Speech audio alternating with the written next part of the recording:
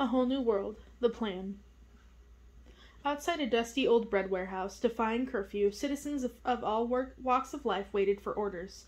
They milled around anxiously, keeping an eye out for peacekeeping patrols. They spoke in low voices, polished their knives, and readied their torches. Inside the warehouse, Dubon, Morgiana, Jasmine, and Aladdin stood at one side of a giant crooked table, where dim lanterns barely illuminated the hastily drawn map of Agrabah. On the other side of the table were the de facto captains of the street rat army. Some of the faces were old and well-known, but many are new. Many were not even originally street rats. Representing the jewelers and the other high-end guilds was Amir. They supplied the resistance with beautiful but deadly weapons with like gem-encrusted daggers. Representing the disaffected guards, soldiers, and ex-military was the General Sarab. Speaking for the different religions colleges was Carrasco, who brought wisdom, extraordinary intelligence, and 100 acolytes furious that their studies had been suspended. Representing the alchemists was the scarred and one-eyed Kamaya, who, despite her frightening appearance, greeted everyone with friendly, lopsided smiles. She brought incendiaries. A surprising number of people came representing no one but themselves. Angry men and women upset with what Jafar had done to their city.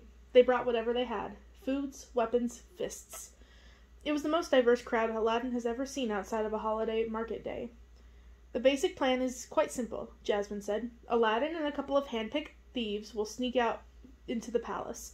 Not from the back, as Jafar might expect, but from the side here, where it's easiest to get into the princess's courtyard. She indicated the place with the tap of a stick. It would make sense for Jafar to keep the genie lamp, as well as the genie and the other prisoners in a secret dungeon. Here. She indicated the place Aladdin had escaped from with another tap. No doubt that place is now locked up and trapped like the devil's own treasure room. We don't think the lamp is there anyway.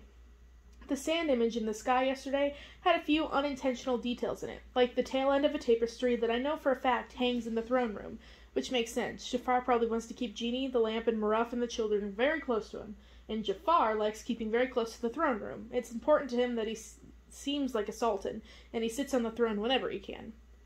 They free Maruf and the children, grab the book, grab the lamp, and free the genie. Then we overthrow Jafar by wishing all of his powers away. So that's it? A teenage thief said sarcastically. You're just going to march up into the palace through a city filled with ghouls, sneak into the most heavily guarded room, and steal something out from under the nose of the sorcerer?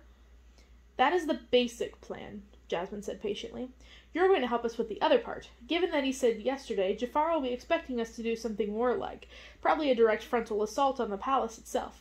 So we will give him that, using the siege to distract him while the thieves get done what they need to. There were nods and murmurs of agreement at the cleverness of the plan. But the sorcerer is powerful. He can summon bread from the sky. Hazan, a little street rat, peeked up worriedly. Nope, Aladdin countered with a grin. Only the genie can do that. And if any of you were at any of the parades or feasts, you'll have noticed that the genie was always there, waving his hands behind Jafar while Jafar took credit for it. And the big question is, where has the genie been the last few days? Tortured, Jasmine answered bleakly.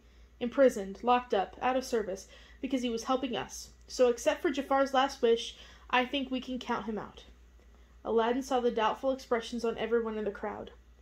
Look, I'll give you this. In a direct fight, in person, Jafar is a powerful enemy, but that's my worry. Outside of that, he is no more powerful than any other sultan. He's also no smarter or wiser since obtaining his nefarious new powers, Amir pointed out.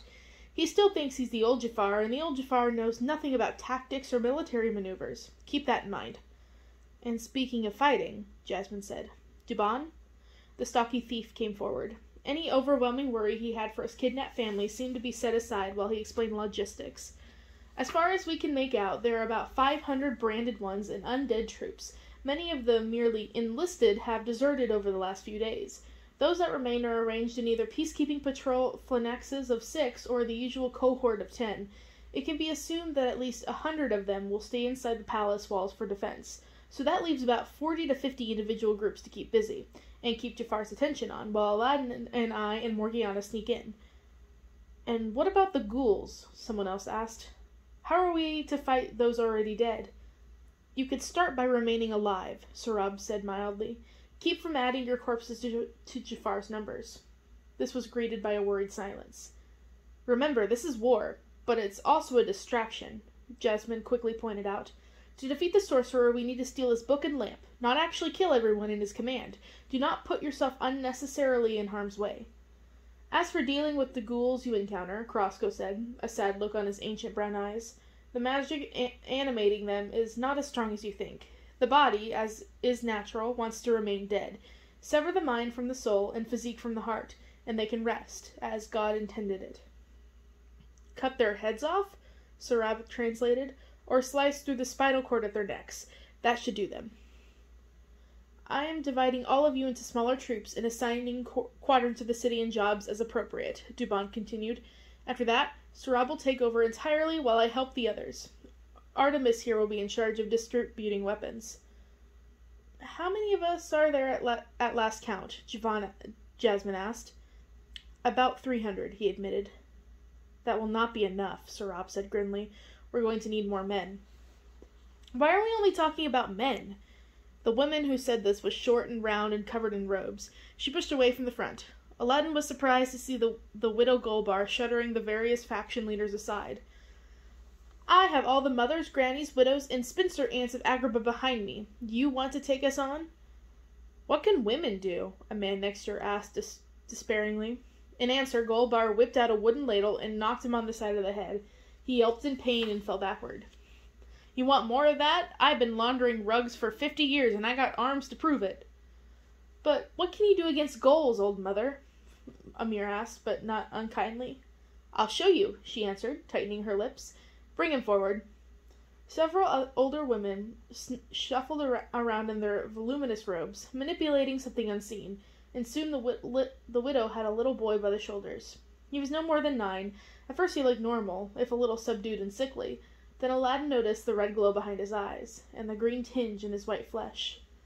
My God, Jasmine said, putting her hand to her mouth. He's a ghoul. The crowd gasped when the widow turned the boy's head to the side as if flickering lights caught his sad, monstrous face. The poor lad, Aladdin murmured. Golbar did all but spit. He was killed when some of the soldiers were tearing apart the eastern marketplace, looking for traitors. Any person who dies becomes a ghoul, Carrasco said sadly. You're the Princess Jasmine, the boy said, his dead eyes widening. I must take you to Jafar. I must kill street rats. He slowly lifted his arm to attack. Cut it out, Jalil, Golbar said promptly and sternly. He whacked his behind. The boy winced a little and drew his arm back. How many times have I told you no fighting? Sorry, the boy said tonelessly. He listened to you, Jasmine said slowly. He knows who you are. They remember? The widow nodded. They all remember. A little. But how does that help us? Asked the man whose head had been struck. There was a sizable lump forming on it. Every one of them out there is some mother's son, Golbar hissed. A mother can bring her boy home, and failing that, she will fight like a tiger against anyone who tries to stop her. Aladdin had thought about losing his parents was the worst thing that could happen to a person. He never thought about the reverse, when parents outlive their children, and then have to have their children come back, but not the same, never the same. There is no more powerful force on earth than a mother frightened for her children, Carrasco murmured. Great, that's at least a couple hundred more, Sarab said, recruiting the drama to numbers. He had more soldiers to work with now, and did not care about their gender or motivation. He nodded to Dubon. I'll talk to the woman after to work out the details. We will need a holding pen, Golbar said delicately. The harmless undead need to be kept from returning to Jafar. Sarab looked doubtful, but he didn't disagree. We'll see what we can do. All right, back to battle plans, Dubon said. Raja can take on a cohort or 2 of his own. We're having Naveed, the Gothard, gather those who are loyal to us and blockade the western market area. What about the flying horrors? Someone asked. We have archers, some of the best, thanks to Sanjar and his hunters, and some of the defected guards from the palace Sarab had brought along. They will be positioned here, here, and here. And here. He pointed out certain broad group tops in the middle-class part of town. And we have some things cooked up for them as well, Kamaya said gleefully. A couple of hits from our shrapnel-loaded firebomb should take them apart. This is in addition to the incendiaries and bombs that will set off at different times in seemingly random places, as well as very close to the palace walls to increase confusion. And speaking of fire, Jasmine said, pointing at the map again, We'll be lighting one at the top of Jafar's own moon tower here in the palace, to further distract from Aladdin's heist. I suspect Jafar will be smart and use some of his aerial forces to contain it. And how will we know when to do this? When who should attack whom? When to let loose Raja, or the grannies, a tall woman demanded, the leader of one of those student groups. Ah, that is a good question, which is what we're getting to, Morgiana answered, stepping forward with relish. Besides shooting down the flying ghouls, the archer will act as our messengers. Once Duban and I have divided you into your separate teams, we will teach you the appropriate signal. How many arrows of fire means what? Any other questions? Jasmine asked. There was a shuffling feet and little else. Any comments? She asked a little more gently. Anything at all? If you have something to say, we want to hear it now. Amir looked around and then cleared his throat. Down with Jafar, he said in a voice unaccustomed to shouting. Down with Jafar, the crowd repeated much more loudly. This might actually work, Aladdin said with a hopeful grin. Jasmine put a finger on his lips. Don't jinx it.